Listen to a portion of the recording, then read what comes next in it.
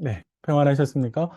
마태복음이 이제 시작되는데요. 이 시간에는 아주 자세히는 아니지만 마태복음의 개관 아주 좀 간략하게 적어도 마태복음이 어떤 특징이 있는지, 마태가 왜 복음서를 썼는지, 그리고 마태복음이 어떻게 구성되어 있는지 이렇게 간략하게 같이 좀 살펴보면서 마태복음의 문을 같이 좀 열었으면 좋겠습니다. 마태복음에는 한 세 가지 정도의 특징이 있는데요. 그 특징의 첫 번째는 마태복음은 다른 복음서보다도 유대적인 색채가 굉장히 강하다라고 하는 특징이 있습니다. 유대적인 색채가 강하다라는 말은요, 유대인들이 즐겨 쓰는 혹은 유대인들만이 아는, 그러니까 유대인들이 아니면 알기 어려운 단어들을 곳곳에 쓰고 있는데, 잘 아시는 것처럼 라가라는 단어가 있죠. 바보라는 게 경멸적인 욕을 하는 단어인데, 이제 아람어로 보면 라카 이렇게 되는데요. 이거는 유대인들만 아는 단어이거든요. 나중에 가면 성전고라고 하는 단어가 27장에 등장을 하는데, 이게 이제 아람어로 보면 코르바나스 이렇게 되는데요.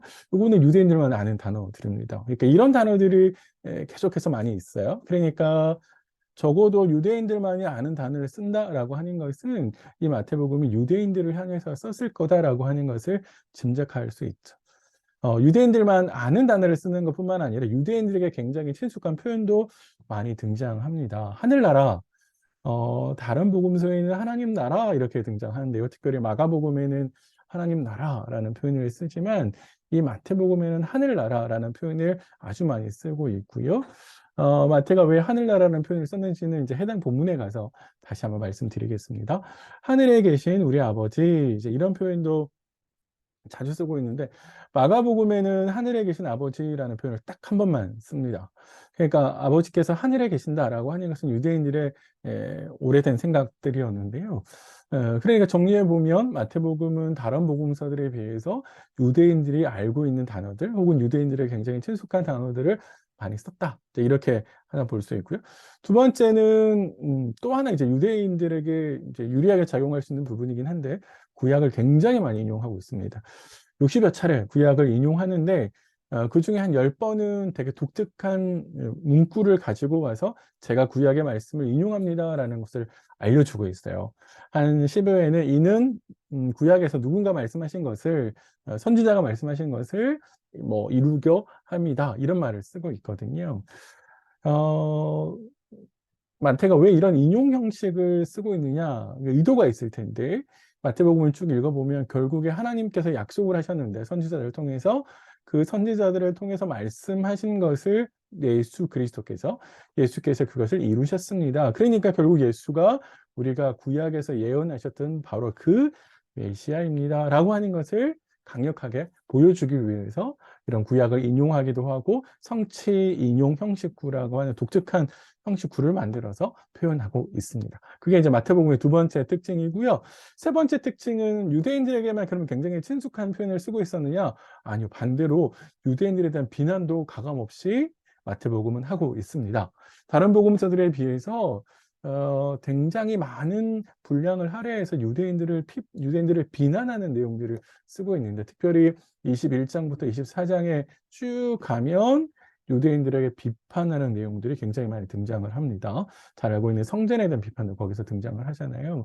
그러면서 예수님께서 하시는 말씀, 유대인들이 하나님의 선택을 받은 민족이지만 그러나 그들이 선택받은 민족으로서의 특권을 상실하게 될 것, 그리고 더 나아가서 하나님의 심판을 면하지 못하게 될 거다라고 하는 경고를 하고 있는 것이죠. 학자들 사이에서는 이런 유대인들에 대한 비난을 반유대적 복음서 이렇게 표현하기도 하는데, 유대인들을 반대합니다, 이제 이런 식의 생각으로 이 표현을 드릴 수 있는데, 학자들이 그런 이야기를 하는 건 아니고요. 적어도 마태가 유대인들에 대한 비난을 하는 것은 유대인들을 반대하기 위함이라기보다는 유대인들이 하나님의 심판을 받을 수밖에 없는 상황이다, 그래서 그들이 가지고 있는 문제를 지적하고, 문제를 지적할 뿐만 아니라 돌아봐야 된다, 그래서 하나님께서 보내신 예수 그리스도를 영접해야 된다라고 하는 메시지를 전달하기 위해서 이 마태복음이 이런 특징들을 가지고 있다라고 이야기할 수 있죠. 자, 그러면 마태복음의 이런 특징들을 이제 잘 생각해 보면 결국에 마태가 왜 마태복음을 썼는지 그 저작 동기를 저희가 생각해 볼 수 있는데, 그 아까 말씀드렸듯이 그 첫 번째는 유대인들에게 뭔가 하고 싶은 말이 있어서라는 겁니다. 그래서 유대적인 색채가 강하다라고 하는 것은 유대인 독자들, 그러니까 만약에 이게 이방 독자라면 저자가 이거는 유대인들이 이런 독특한 특징이에요 라는 설명을 해 주었을 텐데, 그렇게 하고 있지 않다라고 하는 것은 유대인들이 이미 알고 있는 내용을 말하고 있다는 것이고, 그래서 결국 유대인 독자들에게 이야기하는 것인데, 더 나아가서 그 유대인 독자들에게 하나님께서 말씀하신 것을 예수 그리스도를 통해서 성취하고 있습니다. 결국에 그들이 그토록 기다리던 예수 그리스도가 메시아다라고 하는 것이고, 그 예수를 거절했을 경우에는 하나님 앞에서 구원받을 길이 없다라고 하는 것을 강하게 이야기하려고 하는 것이죠. 자, 이걸 이야기하려고 하는데, 그러면은 유대인 독자들에게 적어도 마태가 관계하고 있는 공동체는 개종했단 말이에요. 원래는 유대교회에 있었는데 복음을 듣고 그 복음을 받아들여서 예수 그리스도가 우리의 메시아구나라고 해서 받아들여서 개종을 했어요. 하지만 모든 유대인들이 다 개종한 게 아니잖아요. 상당수의 유대인들은 여전히 유대교회에 남아 있거든요. 그러면은 유대교회에 남아 있는 가족들이 개종한 기독교인들에게 가만 냅두겠어요? 비판하겠죠. 핍박하고 비난할 겁니다. 자, 그렇게 되면 개종한 유대인들은 흔들릴 수 있겠다는 거예요. 그리고 특별히 종교적인 신념이 강한 곳에서는 특별히 더 큰 핍박이 올 거니까 자신의 독자들이 굉장히 어려워할 걸 예상을 했었고, 그런 독자들에게 그들이 가지고 있는 믿음이 틀리지 않았다라고 하는 것을 예수님의 이야기를 통해서, 그리고 예수님께서 구약의 율법을 성취하는 내용들을 통해서 확신시켜 주는 것이죠. 더 나아가서 확신뿐만 아니라 그들이 확신을 가지고 있는 뿐만 아니라 자신들을 비난하는 가족과 이웃들에 대해서 그들의 질문에, 그들의 비판에 설득력 있게 대답할 수 있도록 이 복음서를 써주었다, 이렇게 생각할 수 있습니다. 하나만 더 이 동기를 이야기하면요, 동족을 향한 애타는 마음도 있었을 거라고 생각해요. 왜냐하면 아까 반유대적인 뭐 이런 이야기를 했었는데, 유대인들은 선택받았지만 그러나 그들이 예수 그리스도를 거절함으로 인해서 심판에 떨어질 위기에 놓여 있습니다.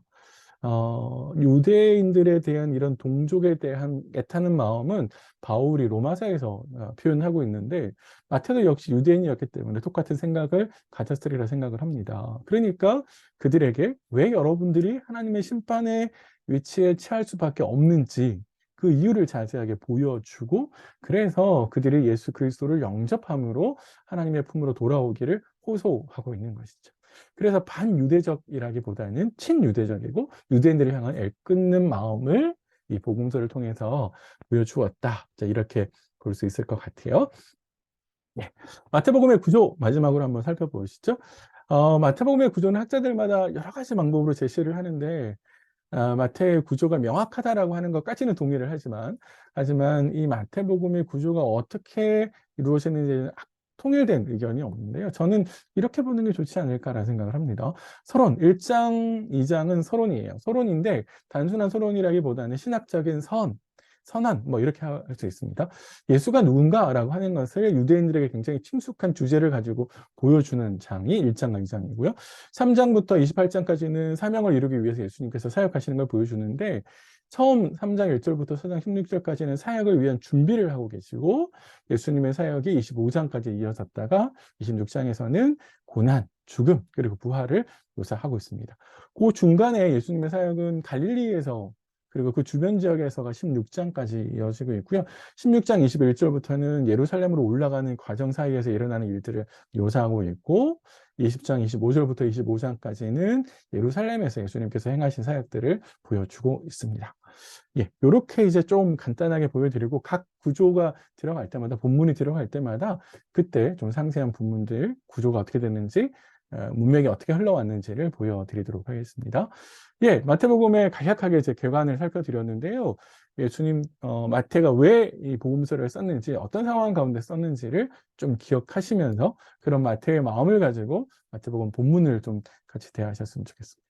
예, 마태복음을 이렇게 문을 열고요. 이제 다음 강의에서부터 본문을 하나씩 좀 다루도록 하겠습니다. 다음 시간에 뵙겠습니다.